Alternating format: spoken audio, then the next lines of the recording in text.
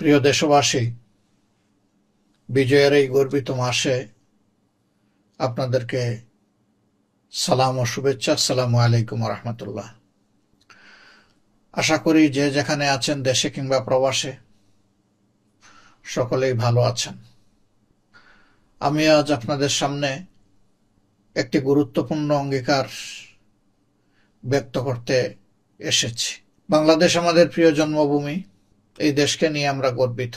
স্বাধীনতার উষালগ্নে অসংখ্য মানুষের ত্যাগ এবং কুরবানির বিনিময়ে আমরা স্বাধীনতা নামক যে অমূল্য সম্পদ পেয়েছিলাম, তাতে জনমনে আশা সৃষ্টি হয়েছিল যে আমরা একটি ন্যায় ইনসাফ ভিত্তিক স্বনির্ভর বাংলাদেশ গড়তে পারবো, দেখতে পাব। কিন্তু জাতির এই আশা গুড়ে বালি হয়েছে। আশা তো পূরণ হয়নি, উল্টো দুর্নীতি এবং দুঃশাসনে গোটা সমাজ ছেয়ে গিয়েছিল, যার কারণে বাংলাদেশ তলাবিহীন জুড়ির দেশ হিসাবে পরিচিতি লাভ করেছিল। সত্যিকার অর্থে স্বাধীনতার পর এখন পর্যন্ত দেশ একটি কাঙ্ক্ষিত মানের গণতান্ত্রিক পরিবেশ পায়নি। বিশেষ করে 2009 থেকে 24-এর 5ই আগস্ট পর্যন্ত যারা ক্ষমতায় ছিলেন, তারা দেশবাসীকে মানুষ হিসাবে গণ্য করেননি। তারা এই দেশকে তাদের মালিকানার একচ্ছত্র সম্পদ হিসাবে তারা বিবেচনা করে দেশবাসীর উপর ইচ্ছামতো তাণ্ডব চালিয়েছে। রাষ্ট্রীয় পৃষ্ঠপোষকতায়, সরকারের নির্দেশনা এবং পরিকল্পনায় বাংলাদেশের শক্তিশালী অনেকগুলা ব্যাংককে দেউলিয়া করা হয়েছে, লুণ্ঠন করা হয়েছে। এর সরাসরি বেনিফিশিয়ারি হয়েছে সরকার প্রধান থেকে শুরু করে সরকারের সাথে আষ্টে পৃষ্ঠে যারা সম্পর্কিত ছিল তারা। বাংলাদেশে প্রতি বৎসর বাংলাদেশ থেকে $16 বিলিয়ন বিদেশে পাচার হয়েছে। সম্মানিত ভাই ও বোনেরা, আমরা বসে বসে এই দৃশ্য দেখতে পারি না। একটি দায়িত্বশীল সংগঠন হিসেবে বাংলাদেশ জামাত ইসলামী 5 আগস্ট পরবর্তী বাংলাদেশের নতুন এই অধ্যায়ে অগ্রাধিকার হিসেবে ঘোষণা করেছে যে আমরা একটি দুর্নীতিমুক্ত সমাজ গড়তে চাই এবং দুর্নীতিকে আমরা আজ থেকে লাল কার্ড দেখাবো। আকাশচুম্বী দুর্নীতি মাটিতে নেমে না আসা পর্যন্ত এই লড়াই অব্যাহত থাকবে ইনশাআল্লাহ। আমরা থামবো না, কেউ আমাদেরকে থামাতে পারবে না। প্রিয় দেশবাসী, দুর্নীতি দমনে আমাদের সুনির্দিষ্ট পরিকল্পনা রয়েছে। তার অংশবিশেষ আজকে আমি আপনাদের সামনে পেশ করব এবং বিস্তারিতটা আমরা যখন আমাদের নির্বাচনী ইশতেহার ঘোষণা করব, সেই ইশতেহারে আপনারা পেয়ে যাবেন। এই দুর্নীতিকে নির্মূল করার জন্য দুর্নীতির উৎসগুলো আগে চিহ্নিত করতে হবে এবং উৎসগুলো চিহ্নিত করে কতিপয় পদক্ষেপ আমাদেরকে নিতেই হবে। এর মধ্যে প্রথমেই অগ্রাধিকার পাবে স্বাধীন অ্যান্টি করাপশন মনিটরিং সেল গঠন। এই সেলকে পূর্ণ স্বাধীনতা দেওয়া হবে এবং সেলটি হবে সম্পূর্ণভাবে রাজনৈতিক প্রভাবমুক্ত।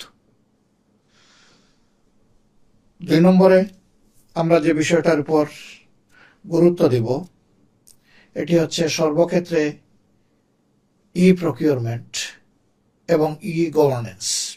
এই দুইটা যখন নিশ্চিত করা হবে, তখন টেন্ডারকে কেন্দ্র করে যে সমস্ত অনিয়ম হয়ে থাকে, ম্যানিপুলেশন হয়ে থাকে, সেই রাস্তাটা তখন বন্ধ হয়ে যাবে।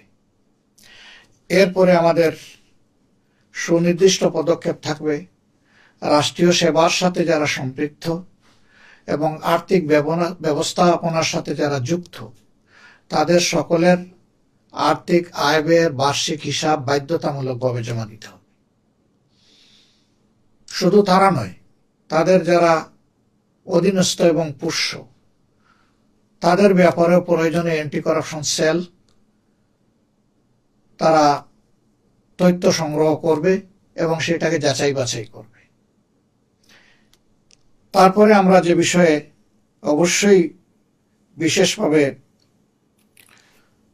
গুরুত্ব দেব, সেটা হলো করাপশনের ব্যাপারে যারা তথ্য দিয়ে অ্যান্টি করাপশন সেলকে সহায়তা করবে, তাদের সুরক্ষা এবং গোপনীয়তা শতভাগ নিশ্চিত করা হবে, যাতে স্বস্তির সাথে সকলেই তথ্য দিতে পারে। কিন্তু এটাও সতর্ক থাকা হবে কেউ অপতথ্য দিয়ে যাতে সেলকে বিভ্রান্ত না করে এবং কোনো নিরীহ মানুষের ক্ষতি সাধন না করে। এ বিষয়ে সর্বোচ্চ সতর্কতা অবলম্বন করা হবে। রাজস্ব এবং কর প্রশাসনে কমপ্লায়েন্স এবং তাদের অ্যাকাউন্টেবিলিটি নিশ্চিত করা হবে। এই জায়গাটায় দুর্নীতি হয় বড় মাত্রার। আমাদের দেশে যে রাজস্ব আদায় হওয়ার কথা, অনেক ক্ষেত্রেই সেটা কাঙ্ক্ষিত মানে আদায় হয় না, কিন্তু সেবা গ্রহণকারীরা ঠিকই তারা অর্থ দিয়ে থাকেন। সেই অর্থ সরকারি কোষাগারে জমা না হয়ে সেই অর্থ চলে যায় অনেকের পকেটে। ওই রাস্তার উপরে সার্ভিলেন্স বসানো হবে এবং এই সার্ভিলেন্সকে কেউ এসকেপ করতে পারবে না, সেই ব্যবস্থা আমরা নিশ্চিত করব। ব্যাংকিং এবং আর্থিক খাতে ইন্টিগ্রিটি এবং সুপারভিশনকে স্ট্রং করা হবে। এখানে প্রয়োজনে সেন্ট্রাল ব্যাংক থেকে শুরু করে ব্যাংকিং ব্যবস্থাপনার সর্বপর্যায়ে বড় ধরনের রিসাফেলের প্রয়োজন হতে পারে। দেশের স্বার্থে যা দরকার সে উদ্যোগ সরকারকে নিতেই হবে। উচ্চমূল্য কেন্দ্রিক যে সমস্ত প্রকল্প, যেগুলাকে আমরা সাধারণত মেগা প্রকল্প বলে থাকি, সেই প্রকল্পগুলোতে তার প্রকল্প গ্রহণ থেকে শুরু করে সকল পর্যায়ে টেন্ডার থেকে শুরু করে শতভাগ স্বচ্ছতা নিশ্চিত করা হবে এবং বাংলাদেশ সহ আশেপাশের দেশগুলোতে এই ধরনের প্রকল্প বাস্তবায়নে যে নীতিমালা অনুসরণ করা হয় এবং যে মূল্য নির্ধারণ করা হয়, সরকারের দায়িত্ব হবে সেটার দিকে খেয়াল রেখে যথাযথ মান সংরক্ষণ করে জনগণের টাকার সর্বোচ্চ সদ্ব্যবহার নিশ্চিত করা। এটা মনে রাখতে হবে, সকল উন্নয়ন সাধারণত সাধিত হয়ে থাকে জনগণের কাছ থেকে পাওয়া রেভিনিউ এবং বিদেশ থেকে আনা ঋণের উপরে, আর এই দুইটাতেই দেশের প্রত্যেকটা মানুষ অংশগ্রহণ করে থাকে এবং দায় নিয়ে থাকে। সুতরাং আর্থিক খাত মানে এটি নয় যে সরকার কিছু আয় উৎপাদন করেছে আর সেখান থেকে জনগণকে সেবা দিচ্ছে। সরকার কোনো আয় উৎপাদন করে না, জনগণই আয় উৎপাদনের অংশীদার। সুতরাং জনগণের এই আমানত নিয়ে ভবিষ্যতে আর কেউ যাতে কোনো ধরনের অপকর্মে লিপ্ত হতে না পারে, সেই রাস্তা বন্ধ করে দেওয়া হবে ইনশাল্লাহ। এই ক্ষেত্রে দুটা জিনিসকে নিশ্চিত করতেই হবে। একটা হচ্ছে সামাজিক স্বচ্ছতা এবং সর্বপর্যায়ে নৈতিকতার উচ্চ মানদণ্ড নিশ্চিত করা। আর যে বিষয়গুলো আমি বললাম, বাস্তবে যদি এটাকে রূপ দিতে হয় তাহলে একটি স্বাধীন বিচার ব্যবস্থা আমাদের জন্য একান্ত অপরিহার্য।